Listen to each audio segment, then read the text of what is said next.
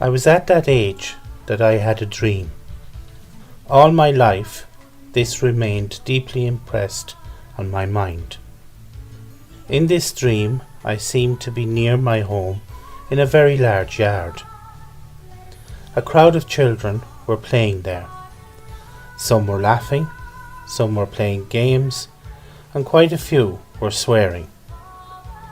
When I heard these evil words, I jumped immediately amongst them and tried to stop them by using my words and my fists. At that moment, a dignified man appeared, a nobly dressed adult. He wore a white cloak and his face shone so that I could hardly look at him.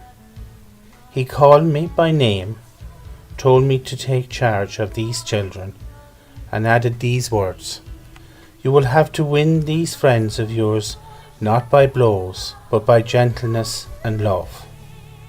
Start right away to teach them the ugliness of sin and the value of virtue." Confused and frightened, I replied that I was a poor, ignorant child. I was unable to talk to these youngsters about religion.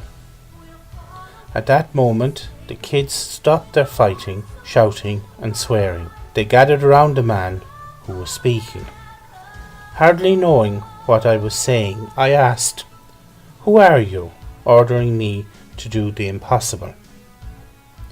"Precisely because it seems impossible to you, you must make it possible through obedience and the acquisition of knowledge."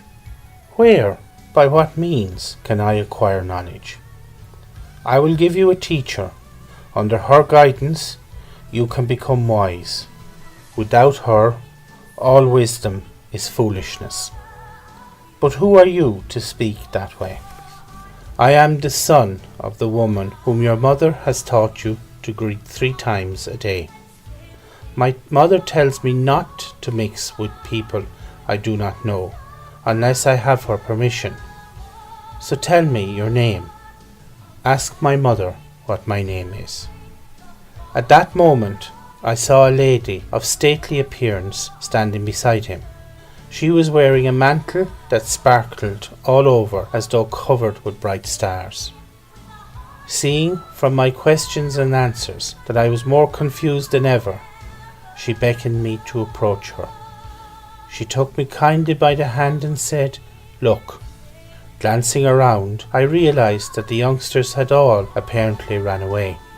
A large number of goats, dogs, cats, bears, and other animals had taken their place. "This is the field of your work. Make yourself humble, strong, and energetic. And what you will see happening to these animals in a moment is what you must do for my children." I looked around again, and where before I'd seen wild animals, I now saw gentle lambs. They were all jumping and bleating as if to welcome that man and lady. At that point, still dreaming, I began crying. I begged the lady to speak so that I could understand her, because I did not know what all of this could mean. She then placed her hand on my head and said, "In good time you will understand everything." With that, a noise woke me up and everything disappeared. I was totally bewildered.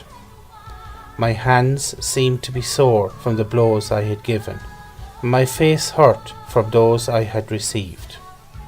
The memory of the man and the lady, and all the things said and heard, so occupied my mind that I could not get any more sleep that night.